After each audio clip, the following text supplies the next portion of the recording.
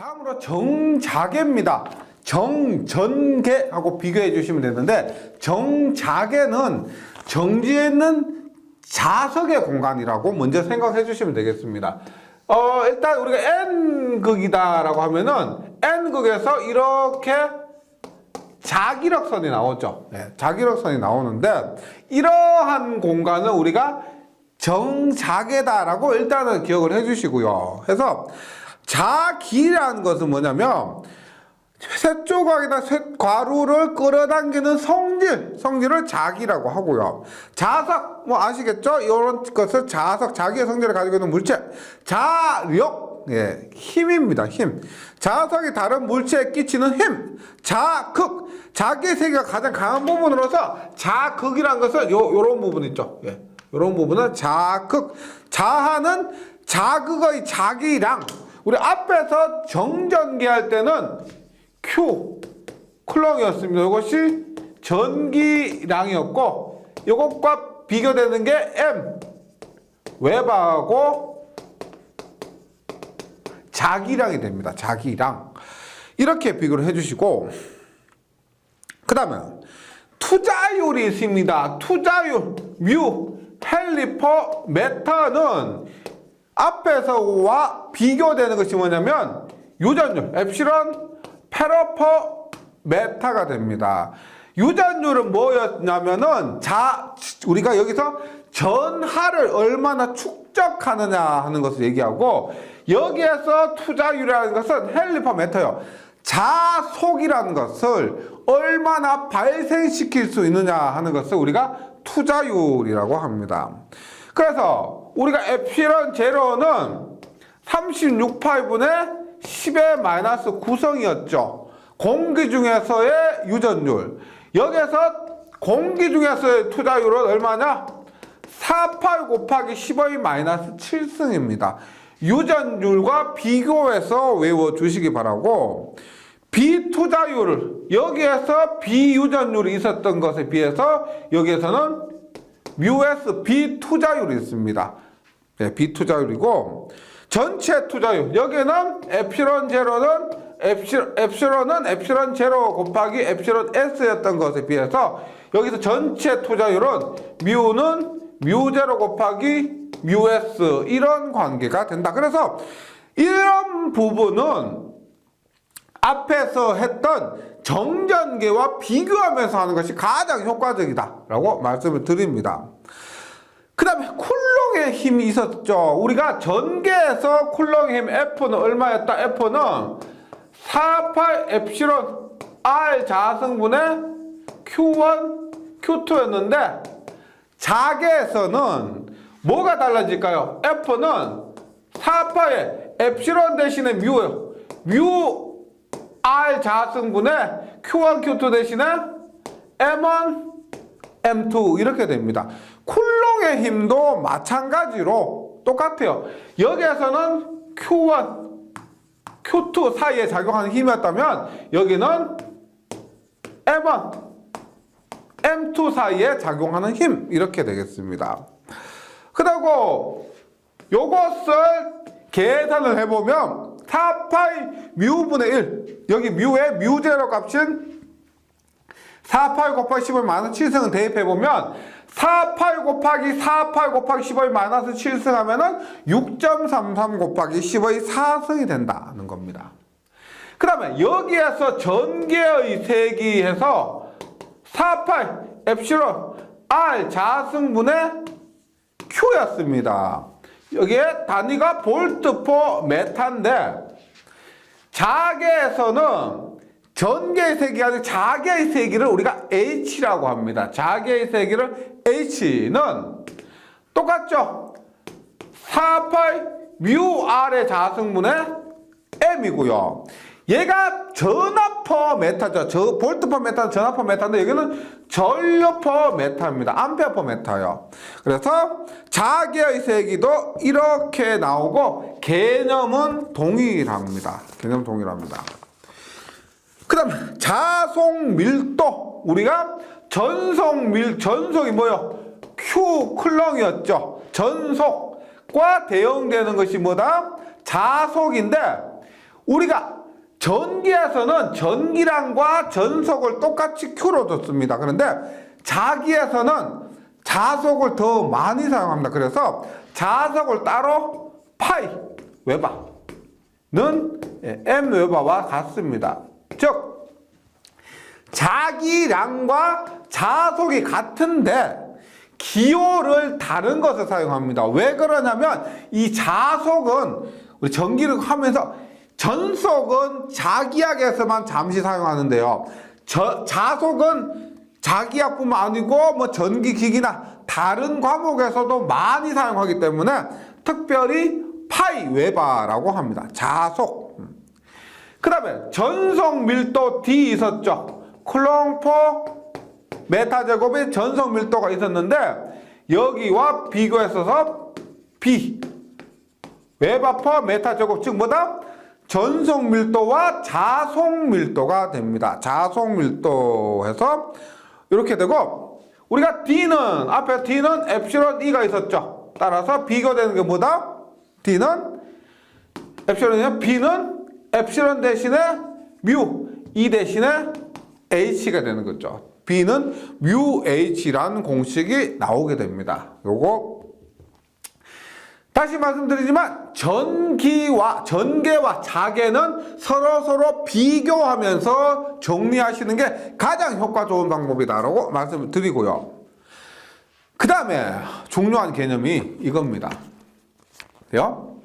전개하고는 다른 것이 이게 있어요. 자개는 일단 자석 N극이라면 이렇게 내고 S극이라면 이렇게 자기력선이 들어오고 N극, S극 이렇게 있는데, 요게 우리가 요 부분은 우리가 뭐 자속 자기력선이라고 하는데, 전개는 요렇게 Q 쿨럼, Q 플러스 Q 쿨럼, 마이너스 Q 쿨럼 이렇게 밖에 없었는데요. 자개는 이렇게 하는 방법이 있고, 또 전류를 흘리면 이런 식으로 발생하는 이것도 뭐냐면 자속 혹은 자기력 선이 됩니다. 즉 전개와 자개가 똑같았죠. 근데 틀린 게 이겁니다. 전개는 플러스 Q 마이너스 Q에 의해서 전속을 발생시키고 했지만, 자개는 자석에서 뿐만 아니라 전류를 통해서도 만들어낼 수가 있고, 실제로 우리가 자석을 통해서 만드는 것은 개념을 확인하기 위해서 하는 거고요. 일반적으로 우리는 보통 전류를 통해서 이런 자석과 자기력선을 만들고 있다는 겁니다. 왜 그러냐면은 우리가 전동기 있죠. 전동기가 모터 작은 것은 안에 자석이 들어가 있어요. 그런데 큰 모터 있죠. 그러면 큰 모터에는 그만큼 큰 자석을 넣기도 힘들고, 자석은 아시겠지만은 껐다 켰다를 못 하잖아요. 계속 살아 있잖아요. 그러니까 얘는 힘을 조절할 수도 없습니다. 자석은요. 그래서 일단 덩치가 커야 되고요. 그 다음에 껐다 켰다 할 수도 없고, 힘에 세게 했다 약하게 했다 세게 했다 약하게 했다 그 조절도 못 합니다. 그래서 전류를 갖고 하면은, 전류를 크게 하면은 자속이 많이 발생하고, 전류를 없애면 자속이 발생하지 않고, 그래서 전기에서는 개념을 설명할 때 이렇게 설명하지만은요, 실제 사용은 전류를 갖고 자속을 설명하고 있습니다. 발생시키고 있다는 거. 실제 현장에서 사용할 때요. 그렇게 했을 때 전류에 의한 자개가 나오는 거죠. 그럼 전류에 의한 자개는 전류에 의해서 자개를 발생시키는데, 그 크기와 방향이 있습니다. 자기약 첫 시간에 했던 게 벡터죠. 전기 자기하고 공부할 때는 우리가 크기뿐만 아니고 방향도 얘기를 하는 겁니다. 그래서 크기를 구하는 법칙과 방향을 구하는 법칙이 따로 있습니다. 크기를 구하는 것은 우리가 앙페르의 주회 적분 법칙과 비오사바르의 법칙. 뭐 공식은 당연히 본교재 가서 외우시고, 크기를 구하는 법칙이 있고, 방향은 웬만하면 들어보셨을 겁니다. 앙페르의 오른나사 법칙. 즉 전류의 방향 이렇게 했을 때 이렇게 나머지 네 손가락의 방향이 자기장의 방향이다 하는 이런 것이 전류의 자계에서 방향을 나타내는 앙페르의 오른나사 법칙입니다. 이런 것이고, 그 다음에 전자력입니다. 전자력은 뭐냐면, 전자력은 이렇게 N극, S극 있을 때 어때요? 자계 안에서 N극, S극이 있으니까 자계가 발생하죠. 자계 안에서 여기 전류를 흘려줘요. 전류가 받는 힘을 전자력이라고 합니다. 이게 뭐냐면 모터의 원리고요. 모터의 원리고, 이렇게 전자력에 의해서 받는 힘의 방향을 나타내는 게 뭐다? 플레밍의 왼손 법칙입니다. 들어보셨죠? 플레밍의 왼손 법칙은 전자력, 즉 자계 안에서 전류가 자계 안에 이렇게 전류를 흘려주면 얘가 회전을 합니다. 이게 모터예요. 모터의 회전 방향을 알 수 있는 것이 플레밍의 왼손 법칙이 됩니다.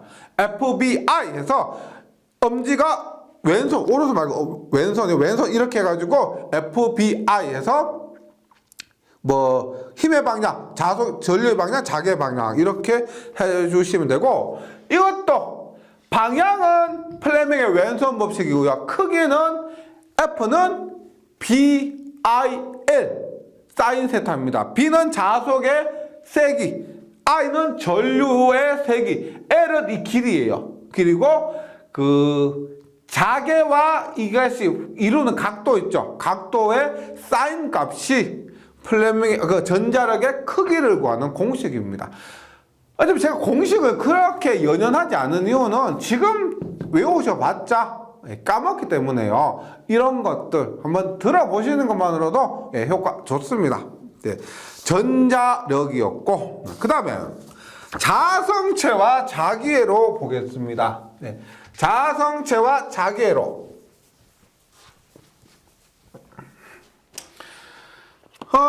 자성체는 뭐냐? 다 줄임말이죠. 자석의 성질을 갖는 물체, 자석의 성질을 갖는 물체를 자성체라고 하는데, 자화 현상은 뭐냐? 자석화되는 거예요. 그러니까 자석에 못을 비비면 못은 자석의 성질을 갖게 됩니다. 이러한 것을 자석화 이렇게 얘기합니다. 자화현상, 자성체는 자석의 성질을 갖는 물체를 자성체라 하고, 자화는 자석 근처에 자성체를 놓으면 자성체가 자석의 성질을 갖는 현상을 자화라고, 자기유도는 자석에 의해서 자화되는 현상을 자기유도라고 하는데, 자성체는 자석이 잘 되는 것도 있을 거고, 뭐 철 같은 거, 그 다음에 자석이 됐다가 금방 그 성질을 잃어버리는 거 또 있을 거고, 그 다음에 아무리 비벼도 자석이 안 되는 것이 있을 겁니다. 이런 것들에 따라서 강자성체, 상자성체, 반자성체라고 하는데, 그 기준은 강자성체는 μs가 뭐였어요? 비투자율이었죠. 비투자율이 1보다 매우 크면, 뭐 1이 아니고 100, 1000 이렇게 되는 것을 강자성체고, 자석이 잘 돼요. 그 다음에 상자성체는 비투자율이 1이거나 혹은 1보다 조금 커요. 1.1, 1.2 이렇게 상자성체. 반자성체 혹은 역자성체는 1보다 작습니다. 작다고 하더라도 마이너스 이게 아니고 0.9, 0.8 대표적인 것이 구리요. 구리. 구리가 전기 잘 통해가지고 강자 성체를 생각하시는데 구리 아무리 비벼도 자성 안 됩니다. 전기를 잘 통하는 거 하고 자성체하고 자성이 잘 되는 거하고는 완전히 다른 겁니다. 네, 전기가 잘 통하는 것은 도체라 하죠. 그 다음에 자석이 잘 되는 것은 강자성체라 합니다. 다른 거예요. 이거 같이 보시는 분들이 계신데 아닙니다. 다른 겁니다. 우리 구리 같은 거 있죠. 알루미늄 같은 동전 같은 거 자석해도 안 붙죠. 네, 그렇게 보시면 됩니다. 자와의 세기는 앞에서 전개 부분에서 P 뭐예요? P 면적분의 Q 쿨럼퍼 제곱미터 뭐다? 분극의 세기와 대용되는 것이 뭐다? 자와의 세기 J라고 합니다. 자와의 세기 J는 S분의 M 똑같이 웹아퍼 제곱미터 이렇게 됩니다. 자와의 세기는 분극의 세기와 비교해서 기억을 해주시면 좋겠고, 그 다음에 히스테르시스 곡선이 있어요. 얘는 뭐냐면 이렇게 봅니다. 우리가 BH 곡선이라 그래요. BH 곡선. 이렇게 뭐냐면 전류에 의해서 자개가 발생합니다. 그래서 전류를 흘려주면 자개가 커져요. 그러니까 전류를 크게 하면은 자개가 커지는데 앞에서 B는 μH라는 공식이 있었습니다. 따라서 자개가 커지면 자속 밀도도 커지는 거예요. 그래서 우리가 일반적으로 이렇게 볼 수가 있습니다. 전류를 크게 해서 H를 크게 하면 얘가 이렇게 커지는데 어느 순간 자개를 크게 해도 더 이상 얘가 커지지 않는 것이 있습니다. 않는 순간이 있어요. 왜 그러냐면 포화가 있는 거예요. 포화가. 우리가 이런 거 배가 고파서 밥을 계속 먹는데 너무 이제 배가 부른 겁니다. 더 이상 못 들어가는 겁니다. 포화됐다. 이렇게 보는 거죠. 그래서 어느 순간부터는 자개를 크게 하더라도 더 이상 자속 밀도는 증가하지 않습니다. 근데 문제는 뭐냐면 이 순간 H를 다시 0으로 하면은 B가 이렇게 돼야 되는데 그것이 아니고 이만큼의 완벽하게 0이 돼야 되는데 그것이 아니고 이렇게 잔류하는 자기가 남아있더란 거죠. 그래서 얘를 만약에 자속 밀도 0으로 하고 싶으면 얘를 이만큼 마이너스 H만큼 해주니까 그때 B가 0이 되더란 거죠. 그리고 다시 거꾸로 하면 이렇게 되고 원래대로 다시 돌리려니까 어떻게? 이렇게 해서 이런 것을 반복하더란 겁니다. 이런 것을 우리가 히스테레시스 현상, 히스테레시스 곡선이라 그래요. 히스테레시스 곡선이라 하고 이 부분은 우리가 잔류자기, 이 부분을 보자력이라고 합니다. 보자력, 잔류자기 이렇게 얘기를 하고 횡축, 가로축을 자개의 세기, 세로축을 자속 밀도 이렇게 얘기를 합니다. 그리고 용어를 하면서 제가 말씀드렸던 부분이 있는데 기초 용어하면서 히스테레시스 손실 있죠. 이 면적 부분 있죠. 이 면적 부분. 이 면적 부분이 이 히스테레시스 손실입니다. 예. 이 면적이 크기를 구하면 그것이 손실이 되는 거죠. 예. 이런 식으로 히스테레시스 곡선도 정리해 줄 수가 있고, 그 다음에 자화에 필요한 에너지 밀도인데 얘도 전개와 비교하면 됩니다. 보세요. 전개에서 에너지 밀도가 줄 퍼 세제곱미터 했을 때 2분의 1에 엡실론 분의 D의 자성은 2분의 1에 이 D는 2분의 1에 엡실론 2의 자성 줄 퍼 세제곱미터 이렇게 했던 것처럼 자기에서는 지금 에너지 밀도인데요. 2분의 1에 엡실론 대신에 뮤, D 대신에 B의 제곱, E 대신에 H, D 대신에 B,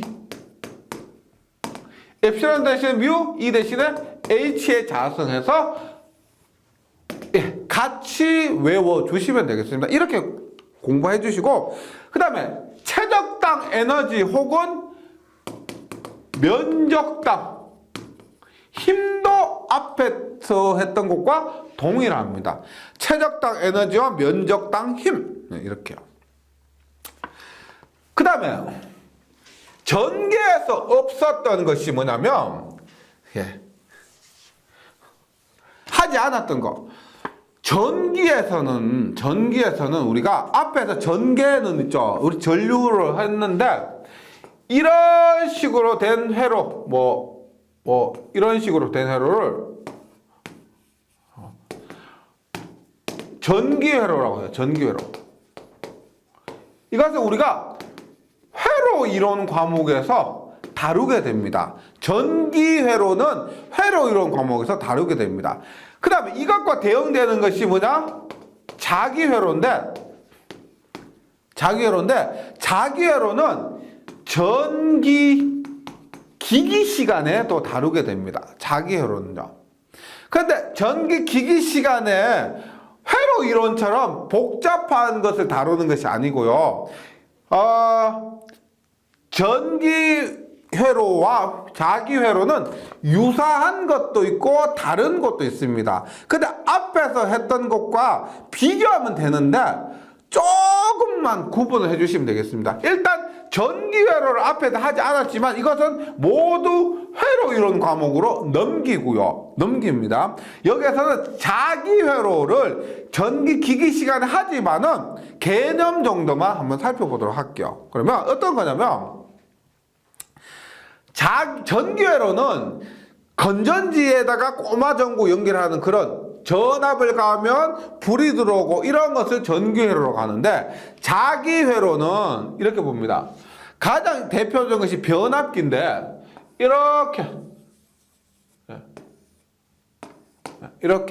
회로에 전류를 흘리고 권수가 N이면 Ni를 F라고 하고 기자력이라 합니다. 우리가 앞에서 F는 힘이었는데 여기는 힘이 아니에요. 힘이 아니고 F를 기자력이라고 하는 겁니다. 즉 Ni에 곱한 만큼 이렇게 자속이 발생합니다. 즉 자속을 발생시키는 원동력이라고 해서 Ni를 가하면 F 기자력을 가하면 자속이 발생돼요. 이렇게 해서 얘를 우리가 자기회로다라고 하는 겁니다. 그리고 기자력 F는 Ni고요. 자기저항은 R은 전기저항과 구분하기 위해서 RM이라고 합니다. 보세요. 전기저항은 전류분의 전압이잖아요. ohm의 법칙에 의해서 이런 공식인데 자기회로에서 자기저항은 전류 대신에 보세요. 전기회로에서는 전류가 발생하는데 자기회로에서는 뭐가 발생해요? 자속이 발생하죠. 즉 자속분해 여기는 기자력이 됩니다. 기자력. 전기회로에서는 전류분의 기전력인데 자기회로에서는 자속분의 기자력이 됩니다. 그래서 자속이 파이, 기자력이 Ni라고 해서 자기회로에서는 자기저항이 파이분의 Ni가 됩니다. 파이분의 Ni. 네. 그리고 구조적으로 하면 U의 S분의 L인데요. 요거 유도는 좀 복잡하기 때문에 정규반으로 넘기고요. 일단 전기회로와 자기회로가 이렇게 되는데 표에 보면은요. 자기회로와 전기회로에 좀 차이가 있습니다. 이게 앞에서 조금 전에 했던 것하고는 좀 구분을 해 주셔야 되는데 보세요. 기자력, 전기회로에서 기자력 F는 Ni고 자기회로에서 F는 Ni고 전기회로에서 E는 IR입니다. 예. 요거까지는 괜찮으실 거죠. 예. 기자력이고 기전력입니다. 그런데 여기에서는 우리가 전기회로에서는 전류가 흐르는데 자기회로에서는 자속이 흐릅니다. 우리가 앞에서 할 때 자속에 반대되는 게 뭐였냐? 자속의 반대는 전속이었죠. 근데 전기회로, 자기회로에서는 자속의 반대가 전류가 되는 겁니다. 자개와 전개에서는 자속과 전속이지만 회로에서는 다르다는 거예요. 이렇게 자기장이고 전기저항이고요. 그 다음에 투자율, 자기회로 투자율이 전기회에서 엡실론 같은 엡실론 아니고 회로에서는 저항률입니다. 저항률. 그래서 저항률, 도전율 K. 예. 그 다음에 자속밀도 B는 전속밀도 T가 아니고 전류밀도, 면적분의 전류에서 전류밀도가 되는 겁니다. 이렇게 전개회로와 자기회로를 구분하는 것도 중요합니다. 이게 왜냐면 앞에서 전개, 자개를 구분하다 보니까 투자율과 유전율, 자속밀도와 전속밀도 이렇게 아시는 분이 많아서 그러는데 회로에서는 다르다는 겁니다. 회로에서는 다르다. 그 다음에 전자유도와 인덕턴스입니다. 전자유도와 인덕턴스인데 전기에서는 굉장히 중요한 거예요. 조금 전에 그랬지만 이렇게 전류를 흘리고 N번 감겨 있으면 이것에 의해서 자속이 발생하는데 이 자속에 의해서 이 부분에 전압이 발생합니다. 전압. E는 얼마? 감기내수 N 곱하기 dt분의 d파이. 감기내수 곱하기 시간당 자속의 변화. 시간당 자속이 많이 변하면 기전력이 많이 생기고요. 큰 기전력이 생기고 시간당 자속이 조금 변하면 전압이 작은 전압이 생기는 겁니다. 이런 식으로 기전력이 유도되는 현상을 전자유도 이렇게 얘기하는데 패러데이 렌즈 전자유도 법칙에서 전자유도란 자속의 변화에 의해서 도체의 기전력이 발생하는 이러한 현상을 전자유도라고 합니다. 유도기전력, 이렇게 발생된 이 기전력을 유도기전력 혹은 유기기전력이라고 합니다. 패러데이 법칙은 유도기전력 크기는 자속의 시간적인 변화에 비례한다. 요거 공식 자체를 패러데이의 법칙이다라고 합니다. N 곱하기 dt분의 d파이. 렌즈의 법칙은 여기에 마이너스가 들어가요. 마이너스. 뭐냐? 유도 기전력의 방향까지. 앞에서도 했지만 방향도 중요합니다. 방향은 자속의 변화를 방해하는 방향으로. 자속이 이렇게 발생하면 이런 방향으로 발생하고 이런 방향으로 발생하면 유도 기전력은 이러한 변화를 방해하는 방향으로 발생한다.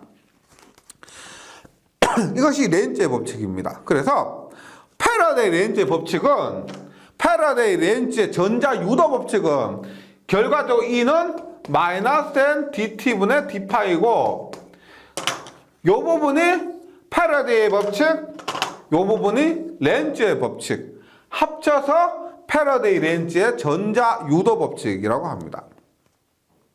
그 다음에 움직이는 도체에 의한 유도 기전력입니다. 이것은 우리가 발전기에서 유도 기전력의 우리가 방향을 알 수 있는 건데 앞에서 보세요. 다시 전자력 조금 전에 했죠? 전자력에서 힘의 방향 알 수 있는 것이 뭐다? 플레밍의 왼손 법칙이었습니다. 그 다음에 전자력에서 힘의 방향을 알 수 있는 거 FB야. 요거 없고요. 그 다음에 움직이는 도체에서 기전력의 방향. 즉 발전기 전기를 만들어요. 자석이 이렇게 하고 있는데 얘가 회전을 합니다. 그러면 전류가 이쪽으로 흘릴 것인가 이쪽으로 흘릴 것인가 그 기전력의 방향 혹은 전류의 방향을 알 수 있는 것이 뭐다? 플레밍의 오른손 법칙입니다. 똑같이 오른손에서 FBE 이렇게 하는 거죠. 플레밍 오른손 법칙 유도 기전력의 방향을 결정하는 거. 이거 헷갈리시면 안 돼요. 전동기에서 힘의 방향이 플레밍의 왼손 법칙이고, 움직이는 도체가 발전기예요. 발전기에서 기전력의 방향을 알 수 있는 것이 오른손 법칙입니다. 요거. 그리고 전자력에서 F는 얼마였어요? F는 BIL 사인 세타 뉴턴이었죠. 전자력에서 힘의 크기 F, 발전기에서 기전력의 크기 E는 BLV 사인 세타. 공식은 비슷한데요, 다르죠. B는 자속 밀도, L은 그 길이, I는 전류의 색인데 여기 V는 뭐나?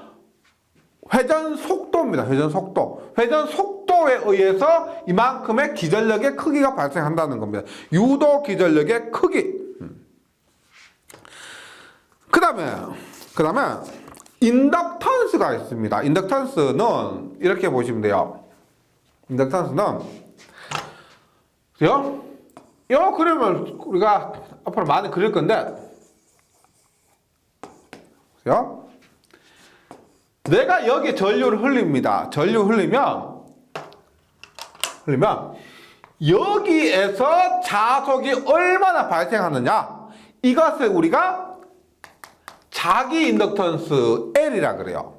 그런데 여기에 전류를 흘렸는데 여기에 흘린 전류에 의해서 자속이 발생하죠. 그 자속이 여기에 영향을 미치게 됩니다. 그래서 여기에 자속이 얼마나 발생하느냐를 우리가 상호 인덕턴스 M이라 그래요. 결론적으로 우리가 E는 N dt분의 d파인데 이것이 공식이 L dt분의 di 라는 공식으로 변형이 됩니다. 변형이 되는데 결국 이렇게 돼요. 여기에 전류를 흘리면 여기에 자속이 발생하고 이 L에 의해서 기전력이 발생을 합니다. 그래서 여기에 전류를 흘렸는데 여기에 기전력이 얼마나 발생하느냐, 그 정도를 우리가 자기 인덕턴스 L이라 하고요. 여기에 전류를 흘렸는데 여기에 기전력이 얼마 상관없어 보이지만은 자속에 의해서 영향을 미칩니다. 여기에 기전력이 얼마나 발생하느냐를 우리가 상호 인덕턴스 M이다, 이렇게 얘기를 하는 거죠. 그래서 또 Li는 N파라는 공식도 여기에서 성립을 하고요. 자기 인덕턴스, 상호 인덕턴스, 자기 인덕턴스는 자기 유도개수, 상호 인덕턴스는 상호 유도개수라는 것 개념도 좀 정리를 해주시기 바라겠습니다. 그 다음에 자기학에서 마지막 장인 전자장이에요. 전자장은 뭐냐? 전자장은 전개 플러스 자개가 함께하는 공간입니다. 전개와 자개가 같이 있는 공간. 그래서 전개 E, 자개 H가 함께해서 우리가 전자파 들어보셨죠? 전자파가 뭐다? 전파 더하기 자파입니다. 전개에 의한 전파, 자개에 의한 자파가 함께 했을 때 전자파, 안테나 신호, 이런 전자파가 만들어지는 거죠. 전자파는 전개와 자개가 연속적으로 맞물려서 공간에 방사되는 파를 얘기하고, 평면 전자파가 뭐냐? 가장 기본적인 파입니다. 우리가 전개의 X성분, 자개의 Y성분이 존재하는 겁니다. 그래서 이렇게 보시면 돼요. X고 Y고 Z인데 전개는 X성분만 존재해. X성분. 그래서 이렇게 X에서 전개 이렇게 자개는 Y성분만 존재합니다. 이렇게 해서 방향은 요거 제가 좀 대략적으로 그렸는데 지금 다시 그렸는데 요걸 YZ로 바꿔주시기 바랍니다. 요거 Z고 Y인데 결론 이거요. 전개 X성분, 자개 Y성분이 Z축으로 이동하는 이런 가장 기본적인 파를 전자파라고 합니다. 실제 공부를 할 때도 우리가 전개 자개는 앞에서 다 공부를 했기 때문에 여기서는 결론만 얘기를 하고 있습니다. 워낙 자기하기 복잡하기 때문에요. 우리가 실제 자기가 공부하게 되더라도 전자파가 뭐다 이런 정도에서 끊어요. 네, 그래서 전자파가 이런 것이다는 거 하고요. 그 다음에 전자파가 나오니까 전파 속도가 있죠. 전파 속도는 뭐냐면 우리가 속도를 V라고 하는데 여기도 V라고 하는데 3 곱하기 10의 8승 뭐 비트의 속도 이렇게 얘기하지만 그 값이 어떻게 나오냐면 전파에 의해서 엡실론 뮤분의 1입니다. 엡실론 뮤분의 1. 이 공식에 의해서 나왔어요.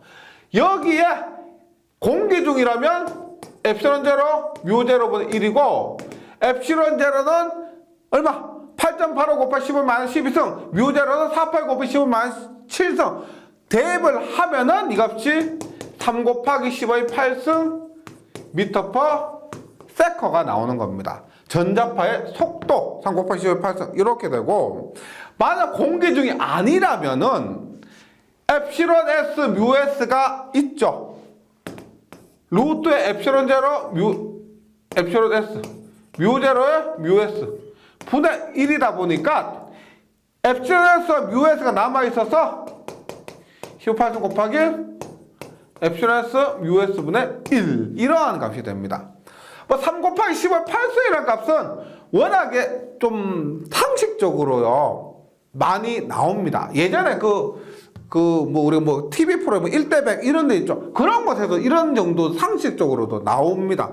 그래서 요거 정도는 반드시 또 기억을 해 주시고 그 다음 고유 임피던스, 특성 임피던스는 우리가 어떻게 구하냐면 특성 임피던스는 루트의 자개분의 전개입니다. 자개분의 전개. 그러니까 여기서 하는 것은 어려운 게 아니고 앞에서 배웠던 그냥 집합하는 거, 집합. 전자장 부분은 그냥 집합하는 부분이라고 해주시면 돼요. 그래서 H분의 2인데 이것도 대입을 하게 되면은 엡실론분의 뮤가 돼서 이것은 얼마? 377 혹은 입실론 C분의 US 이런 식으로 특성 임피던스 혹은 고유 임피던스 혹은 파동 임피던스라고 해서 이러한 결과가 나오고요.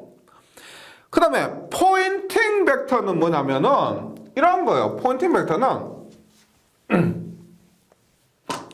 우리가 예를 들어 안테나에서 뭐 이렇게 안테나에서 사방으로 빛을 쏴요. 에너지를 쏩니다. 쏴요. 그러면 예를 들어서 얘가 100kW의 전력을 쐈다라고 하면은 여기에서 엄청 떨어진 이 지점에서 여기에서 쏜 여기서 쏜 전력이 엄청 떨어진 곳에서 봤죠. 라디오가 그런 겁니다. 우리가 라디오 신호를 보내면 그 멀리 떨어진 곳에서 라디오 신호를 받아서 증폭을 해서 우리가 라디오를 들을 수 있는 겁니다. 그런 것이라 생각하시면 돼요.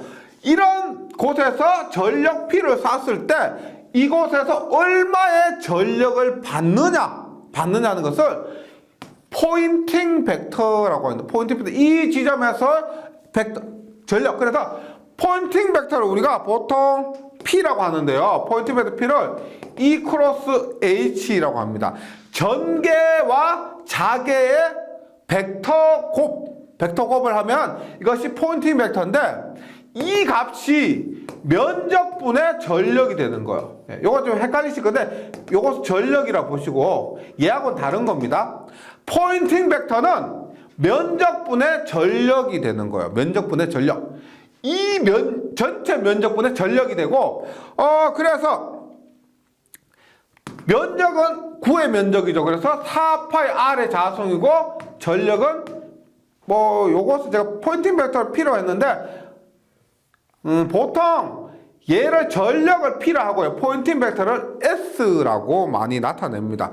교재가 좀 틀리지만은 전력과 포인팅 벡터를 똑같이 P로 하면 헷갈리기 때문에 포인팅 벡터를 S, 전력을 P 이렇게 해서 포인팅 벡터는 4파이 R 자성은 P 이런 식으로도 나타내게 되고 그 다음에 또 파장이라는 거 있어요. 전자파 얘기하면은 뭐 파장 속도 속도 이런 것들에 대해서 하는데, 파장은 전자파가 한 주기 동안에 간 거리라고 해서 속도 곱하기 시간이겠죠. 속도 곱하기 시간이 파장이고 주파수분의 속도가 되겠습니다. 이렇게 해서 전자장 이 부분은, 전자장은 제가 여기 나온 거 있죠. 지금 정리한 것 자체가 하나하나가 다 문제예요. 왜냐하면 개념 정리보다는 여기에서는 거의가 다 종합을 해서 문제 위주로 공부를 하기 때문에 그렇습니다. 하여튼 전자장을 그래도 나중에 자기가 공부하시다 보면 가장 좀 수월한 파트가 이 전자장 파트고, 나머지 부분은 거의 개념 위주로 이렇게 정리가 되고 있습니다. 이번 3시간 동안 해서 전기 자기약 예습을 했는데요. 실제 본 교재를 가면은 이 전기 자기약 과목만 30강, 40강 이렇게 됩니다. 즉 3시간 동안에 예습했던 것이 본 교재에서는 제가 지금 넘어왔던 거 전부 유도하고 중요한 부분 강조하고 하다 보니까 시간이 10배 이상 이렇게 되는데, 그래서 지금 공부하면서 왜 저러지 하는 의문을 품는 것만으로도 도움이 되실 겁니다. 근데 여기서 뭐 유도하고 이거는 별로 도움이 안 돼요. 어차피 제대로 공부하면서 느끼셔야 되는데, 지금 여기에서 공부한 부분들은요, 그냥 말씀드렸지만 파장 끼고 저는 예습의 의미로서 흘러가시고 마음만 다 잡으시고 본교재에서 열심히 해주시면 되겠습니다. 여기까지 하고요. 저는 다음 시간 회로 이론 예습 시간에 다시 뵙도록 하겠습니다. 수고하셨습니다.